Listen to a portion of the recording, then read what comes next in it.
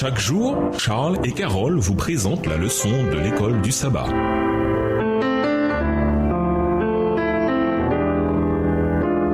Bienvenue dans votre émission. Dieu nous parle. Nous voilà à la leçon de jeudi, notre résurrection. Grâce à ce que nous apprend le Nouveau Testament, le fait que Moïse n'ait pas pu entrer en terre promise ne semble finalement pas être un châtiment si terrible. Au lieu d'entrer dans la Canaan terrestre et plus tard dans la Jérusalem terrestre, qui de tout temps a été un lieu de guerre, de conquête et de souffrance, il est désormais dans la Jérusalem céleste. Hébreux 12, verset 22. Assurément une bien meilleure demeure. Moïse est le premier exemple de résurrection de mort que nous donne la Bible. Enoch est allé au ciel sans passer par la mort, voir Genèse 5, verset 24, tout comme Élie, voir 2 Rois, verset 11. Mais d'après le récit dont nous disposons, Moïse est le premier à être ressuscité pour la vie éternelle. Nous ignorons combien de temps il a passé sous terre, mais en ce qui le concerne, c'était sans importance. Il a fermé les yeux et il est mort. Et que cela ait duré 3 heures ou 300 ans, pour lui, c'était la même chose. Il en va de même pour tous les morts de l'histoire. Leur expérience, du moins en ce qui concerne la mort, ne sera pas différente de celle de Moïse. Les êtres humains meurent et dès qu'ils ouvriront les yeux, ils assisteront au retour de Jésus ou, malheureusement, peut-être au jugement dernier. Voir Apocalypse 20, les versets 7 à 15.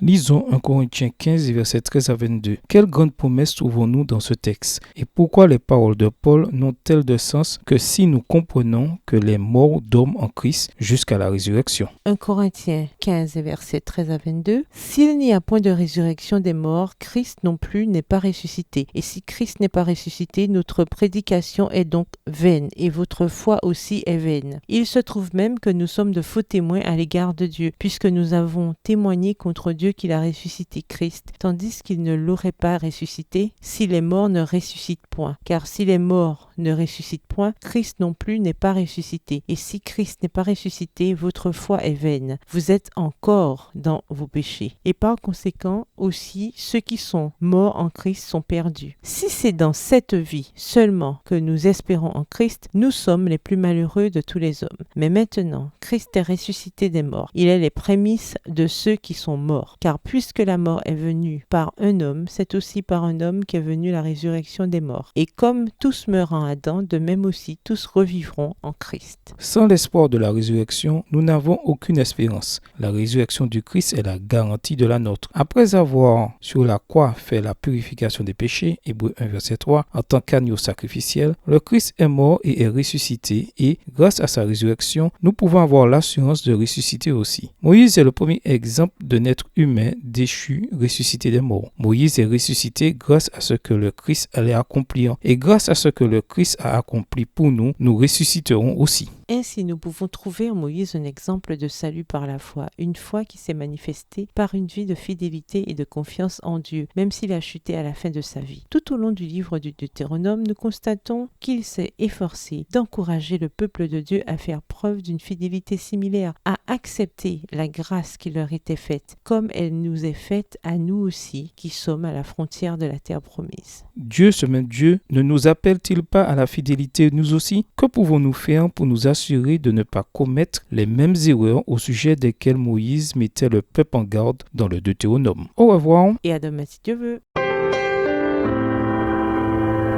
Dieu nous parle. Chaque jour, Charles et Carole vous présentent la leçon de l'école du sabbat.